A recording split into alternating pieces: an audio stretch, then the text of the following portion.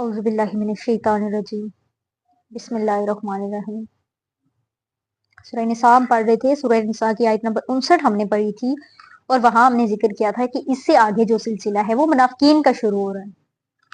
تو آیت نمبر 60 سے ہم سٹارٹ کرتے ہیں۔ آیت نمبر 60 کیا ہے کہ اے نبی تم نے دیکھا نہیں ان لوگوں کو جو دعویٰ تو کرتے ہیں کہ ہم ایمان لائے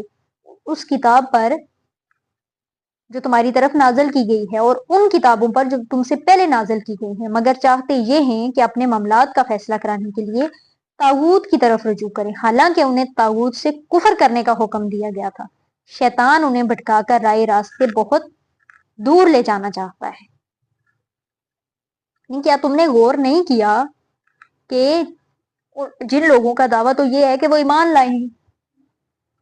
جو آپ صلی اللہ علیہ وسلم پر نازل کیا اس پر بھی اور جو اس سے پہلے نازل کیا گیا اس سے، لیکن ان کا طرز عمل کیا ہے کہ وہ جو اپنے جو مقدمات ہیں ان کے فیصلے کیا چاہتے ہیں کہ وہ طاغوت سے کروائیں۔ اب یہاں طاغوت سے مراد وہ حاکم یا ادارہ ہے جو اللہ اور اس کے رسول کے احکام کے مطابق فیصلے نہیں کرتا۔ اب پچھلی آیت میں اللہ اور اس کے رسول کی اطاعت کا حکم دیا گیا تھا، یعنی جو اللہ اور اس کے رسول کی اطاعت پر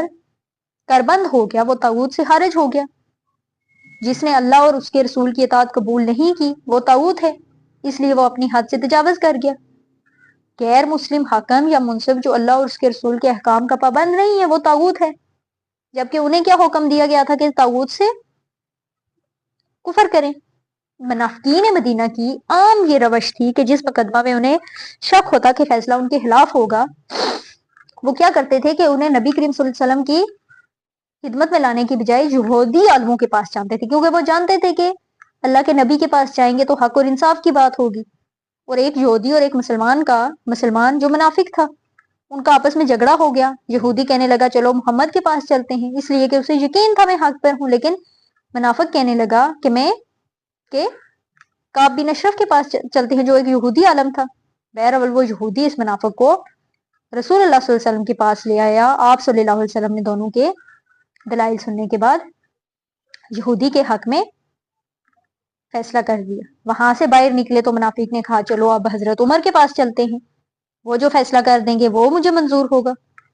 اب دونوں عمر رضی اللہ تعالیٰ عنہ کے پاس آ گئے۔ اب یہاں بھی منافق کو امید تھی کہ حضرت عمر میرا لحاظ کریں گے کیونکہ میں مسلمان ہوں، لیکن جب یہودی نے بتایا کہ مقدمے کا فیصلہ اللہ کے رسول صلی اللہ علیہ وسلم میرے حق میں کر چکے ہیں، تو حضرت عمر رضی اللہ تعالیٰ عنہ نے تلوار نکالی اور منافق کی گردن اڑا دی کہ جو محمد صلی اللہ علیہ وسلم کے فیصلے پہ راضی نہیں ہے، اس کے بعد وہ مجھ سے فیصلہ کروانا چاہتا ہے، اس کے حق میں میرا یہ فیصلہ ہے۔ شیطان چاہتا ہے کہ انہیں بہت دور کی گمراہی میں ڈال دے۔ آیت نمبر 61 کیا ہے کہ جب ان سے کہا جاتا ہے کہ آؤ اس چیز کی طرف جو اللہ نے نازل فرمائی ہے اور آؤ رسول کی طرف، تو ان منافقوں کو تم دیکھتے ہو کہ یہ تمہاری طرف آنے سے کتراتے ہیں۔ اب یہ اسی ضمن میں بات بیان کی جا رہی ہے کہ فیصلے کروانے کے لیے جب ان کو کہا جاتا ہے کہ اپنے مقدمات کے فیصلے نبی کریم صلی اللہ علیہ وسلم سے کرواؤ، اللہ کے نبی سے کرواؤ، تو وہ کہ اے نبی صلی اللہ علیہ وسلم آپ دیکھتے ہیں کہ یہ منافق آپ کے پاس آنے سے کتراتے ہیں۔ آیت نمبر 62 کے ہے پھر اس وقت کیا ہوا جب ان پر کوئی مصیبت آ گئی ان کے اپنے ہاتھوں ان کے کرتوتوں کی وجہ سے، پھر وہ آپ کے پاس آئے اللہ کی قسمیں کھاتے ہوئے کہ ہم تو صرف بھلائی اور موافقت چاہتے ہیں۔ یہ وہ لوگ ہیں جو کچھ ان کے دلوں میں ہے اللہ اسے جانتا ہے، تو اے نبی آپ ان سے چشم پوشی کیجیے اور ان کو ذرا نصیحت کیجیے اور ان سے خود ان کے بارے میں ایسی بات کہیے جو ان کے دلوں میں اتر جائے۔ اب یہ آیت نمبر 62 اور 63 ہے کہ اس وقت کیا ہوتا ہے کہ جب ان کے اپنے ہاتھوں کی لائی ہوئی مصیبت ان پر ہی پڑ جاتی ہے، اور اس وقت یہ لوگ کیا کرتے ہیں کہ اللہ کی قسمیں کھاتے ہیں، چیختے چلاتے ہیں کہ عمر نے ہمارا آدمی مار ڈالا، جو آیت نمبر 60 میں ہم پڑھ رہے ہیں ابھی، اور ہمیں اس کا قصاص دلایا جائے۔ جو حضرت عمر علیہ السلام کے رضی اللہ تعالیٰ عنہ کے پاس گئے تھے حضور صلی اللہ علیہ وسلم کے فیصلہ کرنے کے بعد، تو انہوں نے اس منافق کی گردن اڑا دی. تو اس منافق کے خاندان والوں نے بڑا شور مچایا, چیختے چلاتے جو ہے حضور صلی اللہ علیہ وسلم کی خدمت میں حاضر ہوئے اور حضرت عمر پر قتل کا دعویٰ کیا. ان کا کہنا یہ تھا کہ مقتول حضرت عمر کے پاس یہودی کو لے کر اس وجہ سے گیا کہ اس معاملہ میں باہم مسالت کرا دیں, اور ان کا جو پیش نظر رسول صلی اللہ علیہ وسلم کے فیصلے سے انکار نہیں تھا, اس پر یہ آیات نازل ہوئی جس میں حقیقت ضائع کی گئی ہے. کہ اس وقت کیا ہوا کہ انہوں نے کیا کیا کہ ان پر مصیبت آ گئی ان کے اپنے کرتوتوں کی وجہ سے. تو وہ حضور صلی اللہ علیہ وسلم کے پاس قسمیں کھاتے ہوئے آئے کہ ہم تو صرف بھلائی اور موافقت چاہتے تھے, ہم تو عمر کے پاس صرف اس لیے گئے تھے کہ کوئی مساحلت اور راضی نامہ ہو جائے. لیکن انہوں نے کیا کیا کہ ہمارا بندہ قتل کر دیا, لیکن اللہ جانتا ہے جو کچھ ان کے دلوں میں ہے. اللہ نبی کریم صلی اللہ علیہ وسلم سے فرماتا ہے کہ ان سے چشم پوشی کیجیے, ان کو ذرا نصیحت کیجیے. اب یہ آیت نازل ہونے کے بعد رسول اللہ صلی اللہ علیہ وسلم نے حضرت عمر کو بری قرار دیا کہ اللہ کی طرف سے ان کی برات آ گئی ہے, اور اسی دن سے ان کا لقب فاروق قرار پایا, یعنی حق اور باطل میں فرق کر دینے والا. آیت نمبر 64 کیا ہے کہ ہم نے جو رسول بھی بھیجا ہے اسی لیے بھیجا ہے کہ اس میں خداوندی کی بنا پر اس کی اطاعت کی جائے. اگر انہوں نے یہ طریقہ اختیار کیا ہوتا کہ جب یہ اپنے نفس پر ظلم کر بیٹھے تھے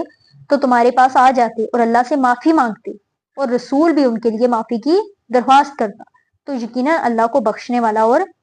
رحم کرنے والا پاتے. یعنی ہم نے کسی کو نہیں بھیجا اس کے سوا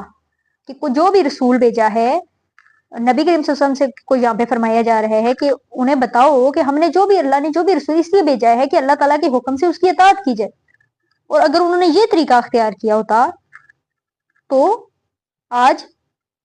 یہ اس کٹگرے میں نہ کھڑے ہوتے. انہوں نے تو اپنی جانوں پر ظلم کیا تھا, آپ صلی اللہ علیہ وسلم آپ کی خدمت میں حاضر ہو جاتے اور اللہ سے استغفار کرتے, اور رسول بھی ان کے لیے استغفار کرتے.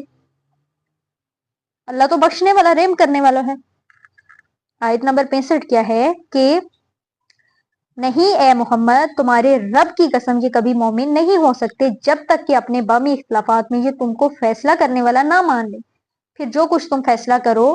اس پر اپنے دلوں میں بھی کوئی تنگی نہ محسوس کریں, بلکہ سر تسلیم ہم کر لیں.